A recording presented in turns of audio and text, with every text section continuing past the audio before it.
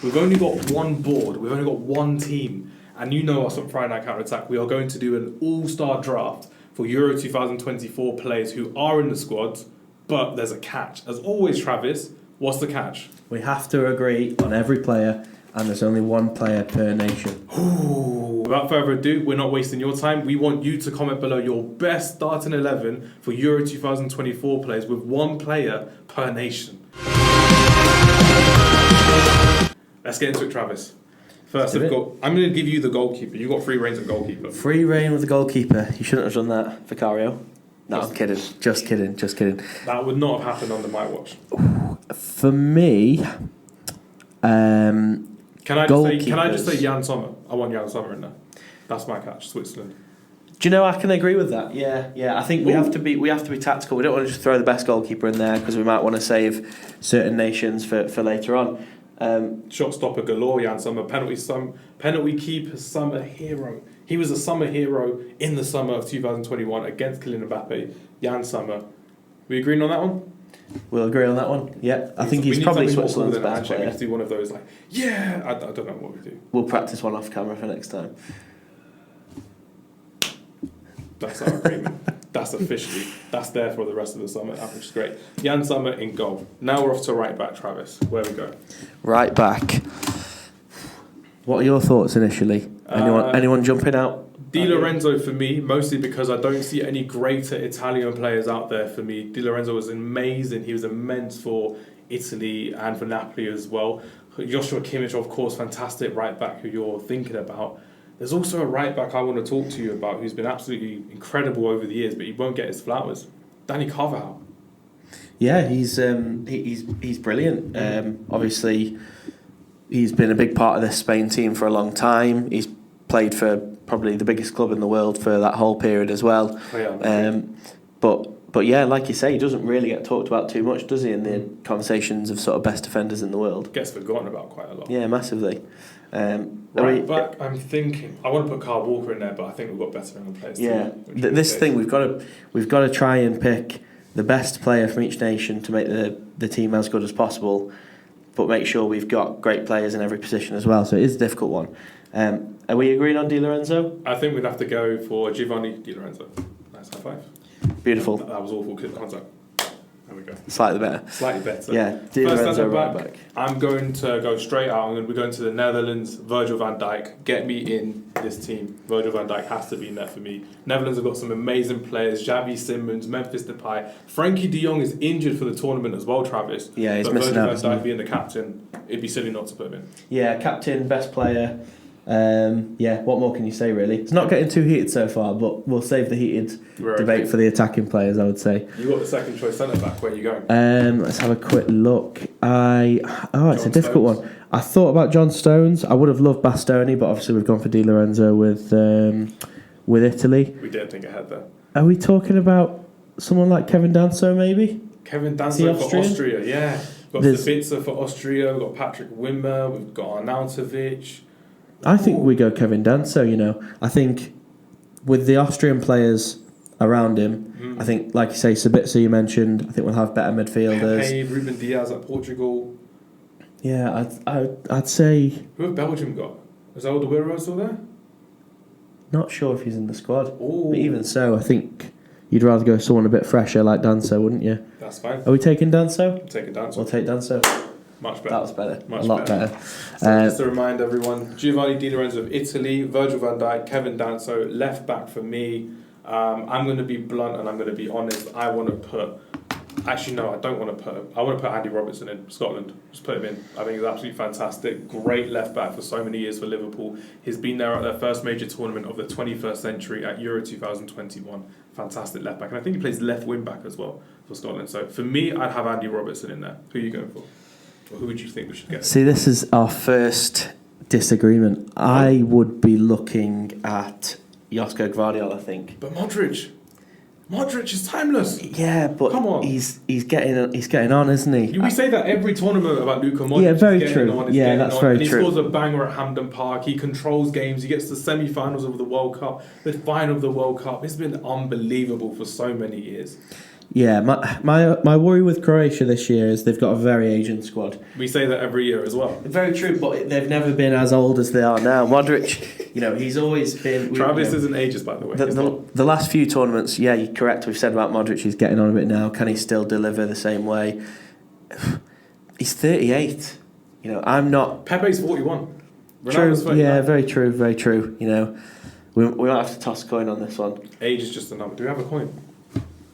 Don't have a coin. That's fine then. I tell you what, rock, paper, scissors. We'll rock, paper, scissors, okay. On three? So, rock, paper, scissors, go. Okay.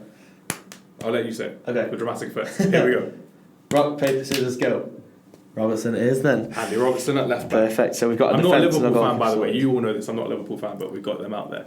Centre mid, defensive mid. Where are we thinking for this one? Because for me, I can't not have Rodri and Luka Modric in my midfield. That's my first choice midfield for me. That's what I'm thinking. Spain and I'm thinking Croatia.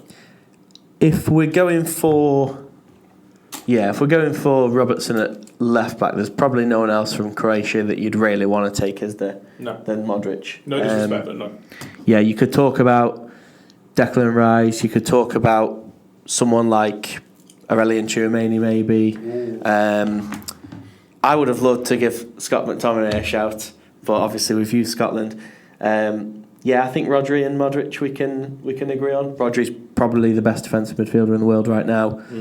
Modric, like you say, timeless. Are we going for those two, Rodri and Modric? I think that's Rodri. A double one. Modric. Yeah, beautiful. Modric there. This is where the fun begins, ladies and gentlemen. We are going to disagree so much because we will talk about attacking midfielder first. So just a reminder of the nations we've used so far. Then we've got Switzerland for our goalkeeper, Italy for the right back, Netherlands and Austria for the centre backs, Scotland for the left back, and then Spain and Croatia for the central midfielders. So when we're looking at the attacking players, we're not going to have anyone like Lamine Yamal in there because we've used Spain. Attacking midfield, number 10. Bruno Fernandes, number 10. Creative machine. I've got this planned out in my head now. I know what I want. I know what I want, Travis. You're straight in there with an answer every time. I know what I'm going for. I mean, I'm happy to do that. He wouldn't have been my number one pick. There'd actually been two that I'd have picked above him. Who? A Frenchman. Tell the audience. A Frenchman and an Englishman. But I'm happy to save the French shouts for left wing and the English shout for striker. He's read my mind, ladies and gentlemen. He knows what I'm going for. Bruno Fernandes in the 10.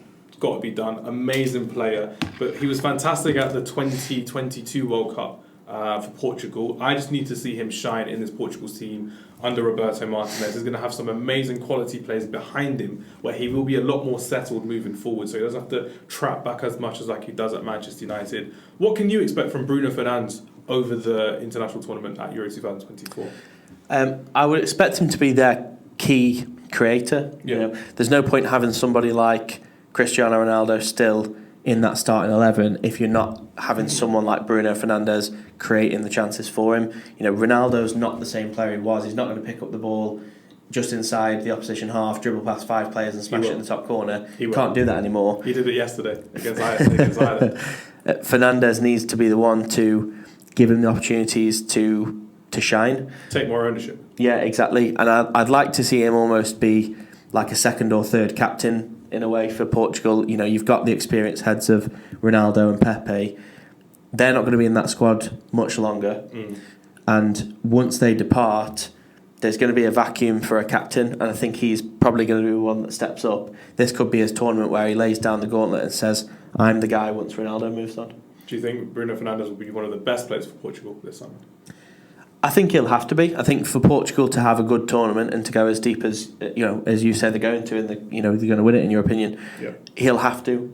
I think without a top tournament performance this summer for Bruno Fernandes, I don't see them going the distance. No, that's fair enough. Bruno Fernandes is our number 10. Nicely done, Travis. Amazing.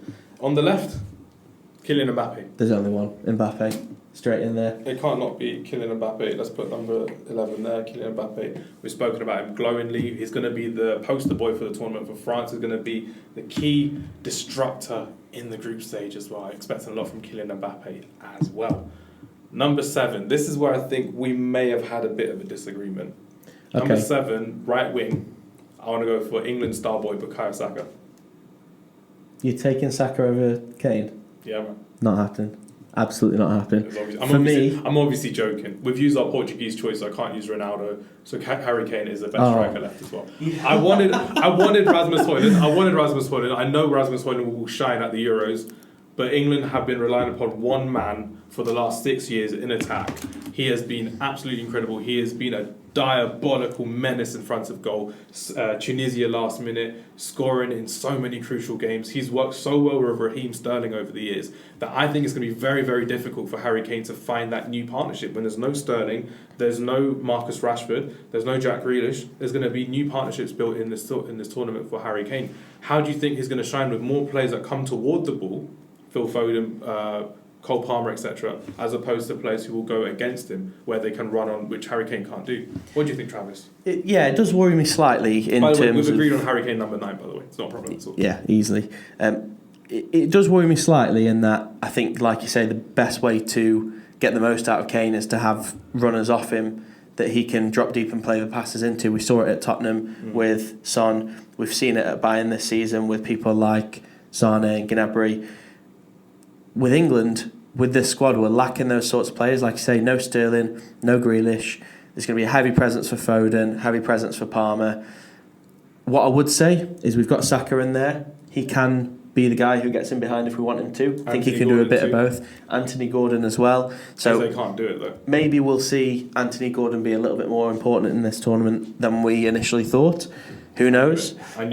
But yeah, to get the best out of him, we're going to have to possibly have someone like Foden or Palmer play a slightly different way than they do for the club.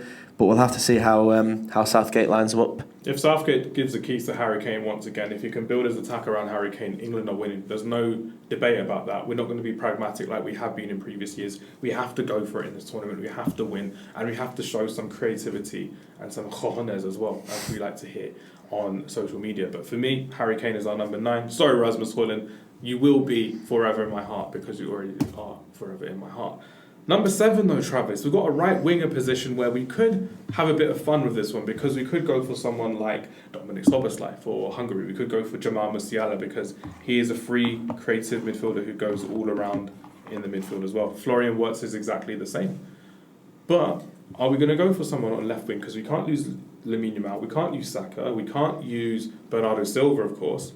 We may have to go for someone and play them out of position and have a bit of a free role, I would say, as well, just to fit them in the team. Because that's what international football is for England fans, fitting all the best players in the team, and they may not be playing the best of games as well.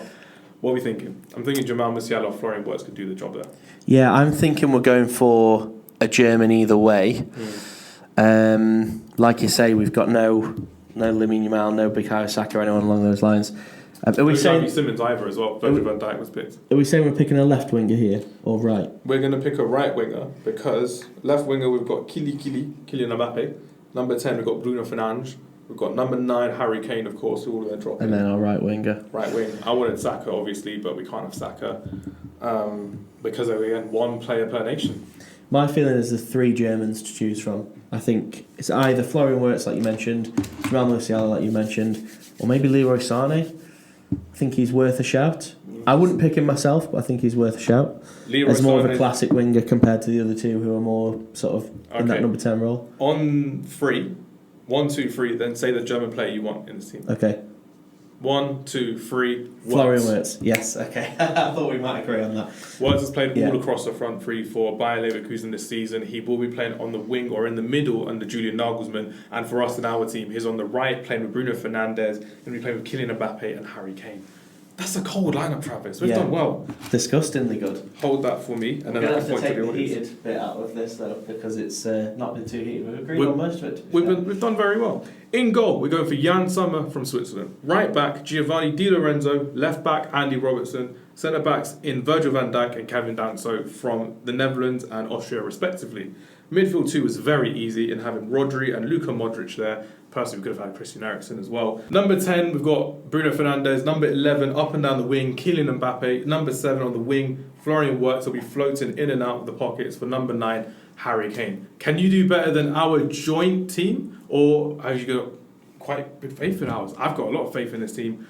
Best players at Euro 2024, 1 player per nation. If you can beat us, comment below and we'll be sharing our best ones on social media. Goodbye, and we'll see you later.